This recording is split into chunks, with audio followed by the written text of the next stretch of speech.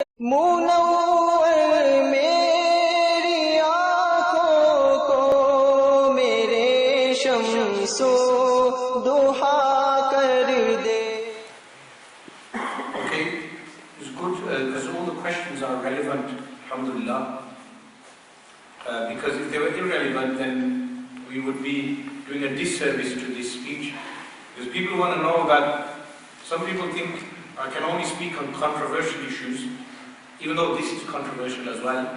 But some people think I can only talk on other sects or sectarianism. This subject today was neutral to all the sects, even though we are Ahl Sunnati wal Jama'ah. Here it mentions the question, what kind of things should be in a real correct ta'weed?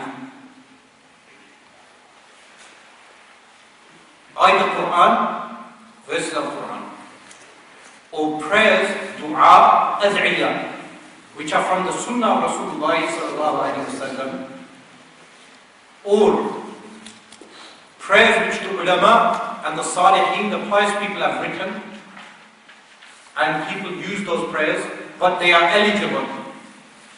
Eligible meaning you can read them and a scholar can verify for you that the contents do not contain any shirk or bid'ah.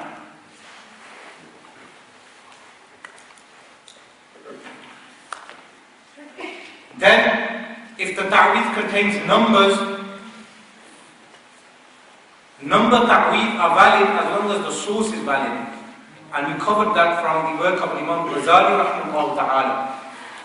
If it contains names which you do not understand, then you verify with a Sunni alim or the person who gave you the ta'weed, where is the source for that name. And if they give you reference to a valid Sunni alim like Jalaluddin Suyuti or Al-Hafid ibn Hajar al-Haytami or many other Sunni ulama, valid ulama, then have an alim check the reference as to whether the reference actually states that name being valid to be employed in using a ta'weed.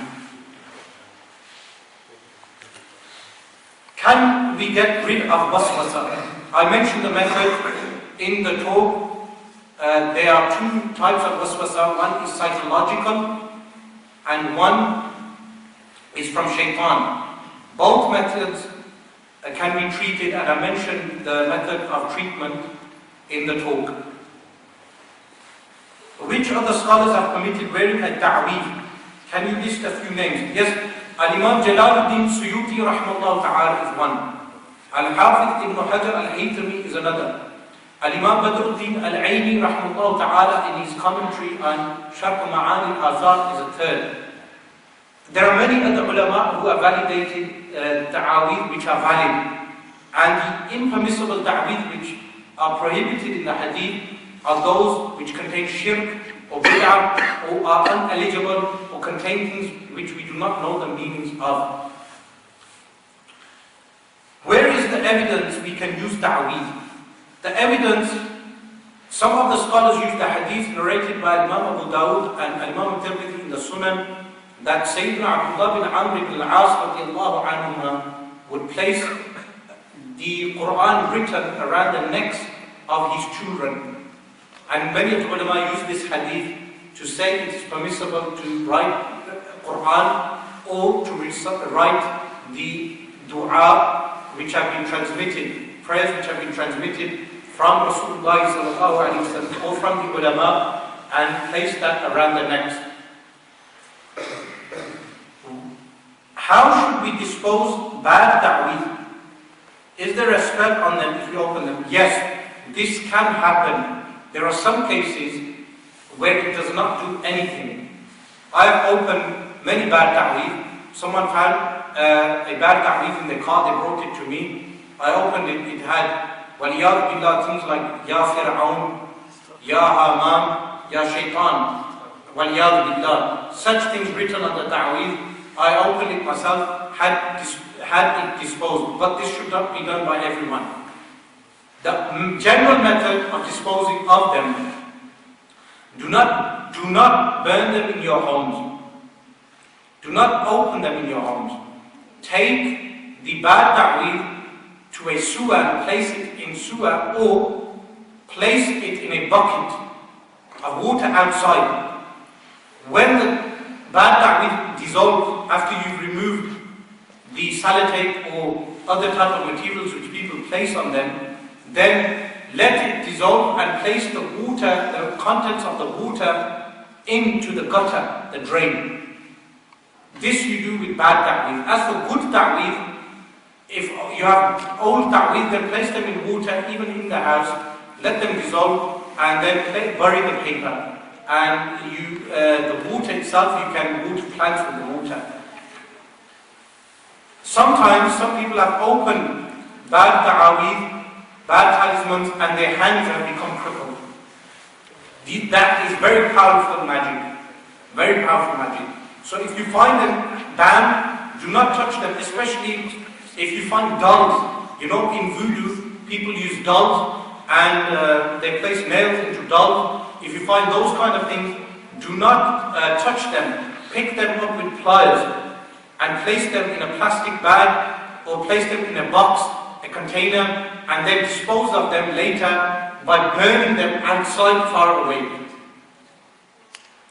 But even burning them can be harmful, because the doll which they were intended for, by you burning them, you may harm the person.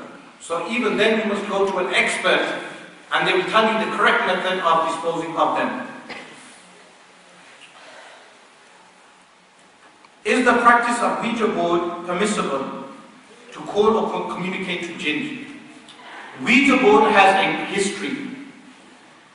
An American traveler went in the 1800s to Ouija. Ouija is in Morocco. In Ouija, there were people performing sihr. Even to this day, magic is performed commonly in Morocco.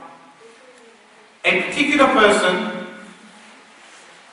was using the alphabet written across and numbers. This, remember when I mentioned to you sigil. A sigil is a symbol which is used by practitioners which attracts the jinn. The Ouija board is one of those sigils. It attracts the jinn kind. He went back to America and he imitates this sihr, this magic. And the name Ouija was changed to Ouija board. This was released in America as a game. And the communication with those jinn is haram. If not kufr, disbelief. It is impermissible for anyone to use a Ouija board. Those jinn that will appear from the Ouija board will harm you. If they do not harm you now, they will harm you later. So it is impermissible. And it is impermissible to ask the jinn regarding the unseen. Because the shayateen, they add lies to the facts.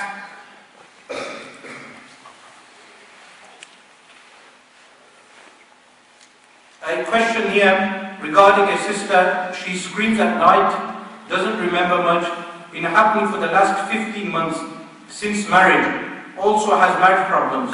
Is this black magic? The cure and who to go to? Now, she may be upset with her marriage, like I mentioned. This could be a case because she's screaming after marriage. Now the husband is the one who needs the cure here, or she needs the cure if the husband is treating her bad, but the family should be informed of this. This is a serious case. The father of the girl must be informed, and he must talk to the girl as to whether she is displeased with her marriage, and this must be resolved by the family internally. Do not go to practitioners. Many of these things are family issues, and you should not divulge issues of women to men who are not related to your family members. You should be very practical about this. Consult the elders in the family and consult brothers and sisters in the family. This is a family issue which must be resolved internally. What is the best thing to recite over someone who has a problem with jinn possession? You can recite Surah Al-Baqarah, which is very powerful for jinn. If you recite the first 10 verses of Surah Al-Baqarah, then Ayat Al-Kursi, and then the last 3 verses of Surah Al-Baqarah. This is very powerful over the jinn kind. In the same way, Ayat Al-Kursi and Al-Mu'awwidhatayn, Surah Al-Falaq and Surah Al-Nas, these are very powerful over the jinn kind. And anyone who suffers from possession, remember this is like a medical issue, and like every other medical issue takes time to cure. You must be patient with jinn issues. Within this short lecture, everything cannot be covered. What practical steps can we take to protect ourselves from jinn? By following the Sharia. The Sharia is the greatest shield which Allah subhanahu wa ta'ala has given us. The Sunnah of Rasulullah sallallahu alayhi wa sallam. Eating 7 ajwa dates protects you daily from jinn and magic. So this is why if someone goes to Al-Madinah al-Munawwarah, have the best ajwa dates ordered and eat 7 of them daily. 7 in the day and 7 in the night. This will protect you. Recite Al-Quran Kareem over yourselves. The ruqya, the well-known ruqya in Al-Quran Kareem. And if the problem has already started, then you must go to a practitioner who can perform ruqya over you on a daily basis or on a weekly basis. Or someone within the family, a hafiz of the Quran, someone who has memorized the Quran, who can recite Quran over you on a regular basis. Is it haram to communicate with jinns? Using magic to communicate with jinns is haram. However, if the jinn approaches you and communicates with you, a believing jinn, this is not haram. As for disbelieving jinn, then you must not communicate with them, as they will harm you. Can you make jinns work for you to remove bad jinns from other people or to assist you? Jinns which are good jinns and you have not enslaved them, and they are believing jinns, if they help you in removing the bad jinn, this is permissible. But people confuse this with those practitioners who enslave jinns and then use them. So therefore it should be avoided. In order for a person to guarantee for us that he is employing jinns who are obedient to him out of their own free will, this is something of the ghaib unseen and we cannot verify. So as a person who is going to such a practitioner, we must be very careful. What about these daft magic trick programs that are on TV? Can we watch them? It is disliked to watch such programs, as the fatwa states. What about the TV guys who say, send money to us and we will get rid of your problem? Can we believe this? No. This is false. They're just making money from you.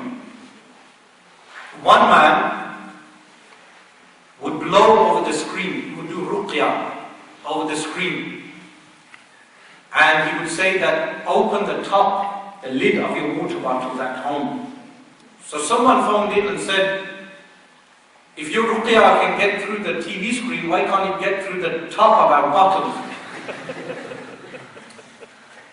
This is serious. This happened on that Shia channel, DM Digital. Shia channel.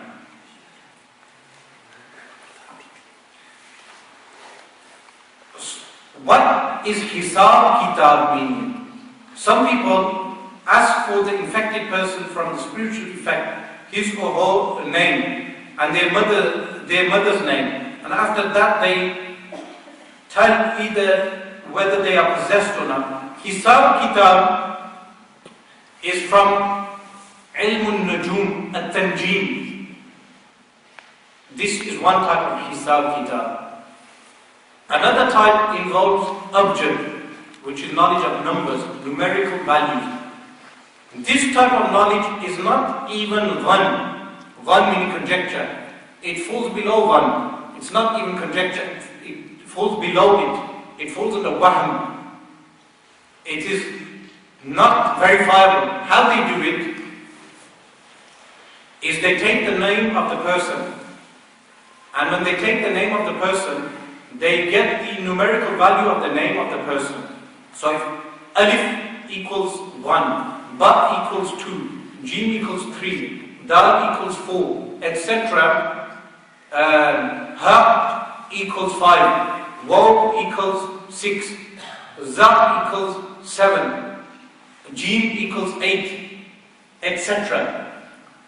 They get the numerical value of the person, and then they get the numerical value of the mother. Then they add the two numbers. So if the number equals 700, then they will deduct 12 from the number, and they will keep deducting 12 until the remainder is either 1, 2, 3, 4, 5, 6, 7, 8, 9, 10, 11 or 12. Whichever one of these it is, then they look at the star sign. When they look at the star sign, then they look at that star sign on that particular day. They have these books of astrology, and those books will tell them this star sign on this day means this. And then they will tell the person. This is one method. This method is haram. Anyone who believes in star sign is committing kufr, disbelief. The other method involves purely numbers. And that method is also wahm. It has no truth in it. And it cannot be justified. It is illogical. I won't go into the details, but the method is very illogical. And it goes against haqq. So this is the method what they use, and it cannot verify your real problem. You should never trust in this. However, again, there are methods with the Quran which you use. Sometimes a person will cover you with a shroud and then recite Quran over you. And the cloth will shrink or will enlarge itself. This is a valid method because the person only employs Quran. But there are some people who hide the method and they don't tell you what Quran they are reciting.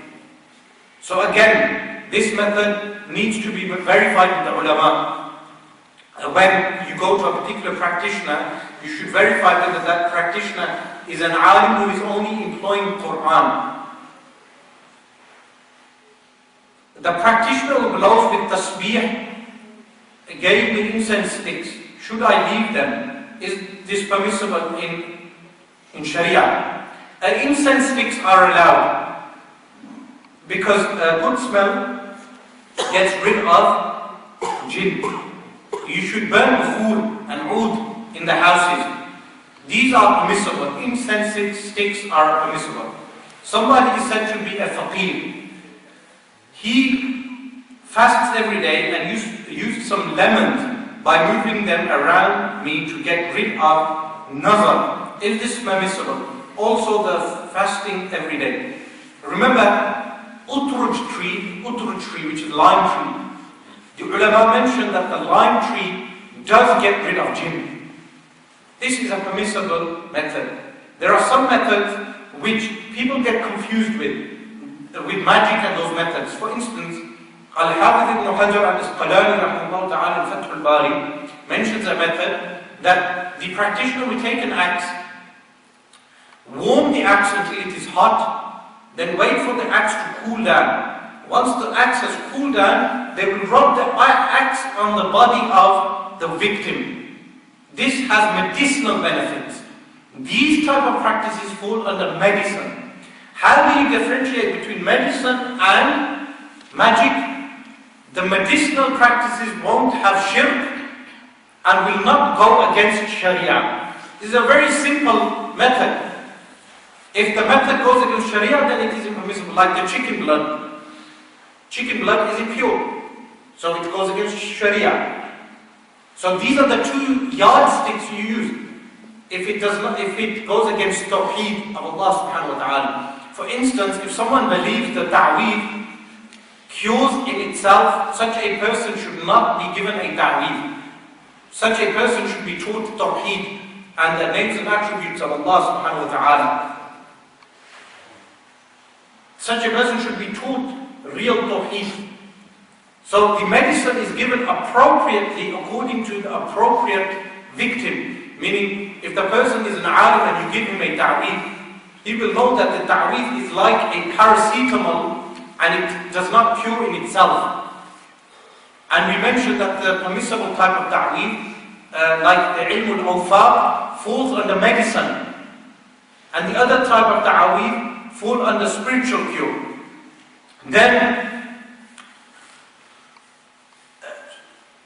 the fasting is also permissible to cure illnesses. Remember also coughing. One thing with regard to coughing is a sunnah of Rasulullah sallallahu alaihi wasallam, where a cup is placed with a vacuum. They light a fire in the cup. It causes a vacuum in the cup. They place it on certain parts of the body, and then the blood is gathered in that area of the body. And then they place slits, and the bad blood is gathered in the cup. This is permissible. It is from the Sunnah of Rasulullah sallallahu alaihi wasallam. But every Sunnah has jurisprudence, fiqh. For instance, taking honey, it is mentioned in the Quran that honey has a cure. But if you give honey to someone who has jaundice is a tropical disease, which is caused by heat, the honey will make the jaundice more severe. So honey, in its application, according to the Sunnah, is given in certain places and times. This is the fiqh of the medicine. In the same way, Rasulullah sallallahu alaihi wasallam told us that if someone has a hot fever, he drinks cold water. But that is for the fever which is caused by heat. And that is particular to the Arabian Peninsula. But if someone has fever in England, and you give him cold water, his fever will get worse. So each hadith in medicine also has a fiqh, a jurisprudence to it. In the same way, coughing, the ulama mentioned, like Imam Bajuri rahimahullah ta'ala, that coughing is done in hot climates, and in cold climates you carry out fast. Fast is bloodletting. Bloodletting is slightly different. The sunnah in cold climates is bloodletting. These are little things which people do not take into account when reading the hadith or when carrying out these sunnah practices. For instance, it is sunnah to eat from the bowl, and then when you are finished, to place water in the bowl and drink it from it. But this is for those type of foods which Rasulullah sallallahu alaihi wasallam consumed: roasted meat and foods which did not contain oil. Now, if someone does this with curry, the curry has oil, so you place water and you are drinking oil. So the sunnah is not applicable at that time. Or for instance, it is sunnah to lick the fingers after eating. But the method of licking is like this. By licking the sides, not by placing the finger into the mouth. Why? Because if you eat from the same bowl as someone, and you place your tips into the bowl, you will place your spittle back into the bowl. In the same way, it is sunnah to spit out seeds from a fruit. But when you take out the seed, you do not take out the seed of a date like this. Because the sunnah is to open the date first and then eat the date and take out the seed. But if you eat grape and the seed comes out, you do not take out the seed like this by placing the tips of the fingers on the mouth. You take it out by placing the seed on the length of the fingers. Why? Because the spittle will go back into the fruit bowl when you consume another piece of fruit. So each sunnah has a fiqh, a jurisprudence. And the jurisprudence for medicine, and there is jurisprudence for the ahadith relating to jinn. Mu'awwidhatayn, should these be recited after Fajr and Maghrib for 3 days? Yes. after the Fajr prayer and after the Maghrib prayer. Inshallah, after a number of days, the wasawis will disappear. Here we have Shaykh Sahib, what is your opinion on dynamo? Actually, dynamo is a magician. There was also David Blaine. There was a hype with David Blaine. There was a hype with David Blaine. He performed many tricks. And the coffee trick was done by him, David Blaine. And remember what Imam Fakhruddin al-Razi rahimahullah ta'ala said, that the types of magic, these people fall into that category. His tricks have also been exposed. His tricks have been exposed, dynamo. And wait for when you shouldn't wait, but when the greatest trickster and magician comes, the Dajjal, you will see that many people will get confused and begin to believe in the Dajjal. We have another list of questions here. Are there any symptoms for people who experience, that people experience who are under the influence of magic? Yes. Those symptoms are other than medicinal symptoms. Some of those symptoms may be similar to medicinal symptoms. But one of those symptoms is nightmares. A person has regular nightmares. But remember, you must take all the symptoms into account. All the symptoms into account. Sometimes a person can become absent-minded. But the best way to verify is by a person who performs ruqya. This is the most verifiable method of checking whether someone has jinn or sihr. How can you tell the difference between a person who has a psychological problem and under the influence of magic? In the same way you tell the difference between a person who has any other psychological issue. For instance, schizophrenia has its symptoms. You look up the symptoms of schizophrenia or any other type of psychosis. Let me mention something. Every human being has negative thoughts, and every human being has positive thoughts. When the imbalance of negative thoughts is greater than the balance of positive thoughts, this is when people receive psychological problems. And this is known as awham. If you balance your positive thoughts with every negative thought, you have more positive thoughts, this will keep your mind balanced. But if you have more negative thoughts than positive thoughts, your mind will become imbalanced. So the best way of verifying, like I mentioned, is the Quran. By taking them to a professional who can recite Quran over them and verify it, or use the method of the clock and recite Quran over the clock. Are there any books in English we can read to help us consolidate what you have covered today? Inshallah, Allah give me capability to write a book on this subject. Can ta'weed be done on individuals to stop them from getting married or be unsuccessful in life? This can be done, but unfortunately some people have obsession where they blame every single problem on ta'weed. Again, sometimes it is written for you not to get the job. It is written for you not to get married. And we must accept the divine will of Allah subhanahu wa ta'ala. Okay, here we finish. جزا الله عنا سيدنا محمد صلى الله عليه وآله وسلم ما هو أهله. جزا الله عنا سيدنا محمد صلى الله عليه وآله وسلم ما هو أهله. جزا الله عنا سيدنا محمد صلى الله عليه وآله وسلم ما هو أهله. سبحان ربك رب العزة عما يصفون وسلام على المرسلين والحمد لله رب العالمين.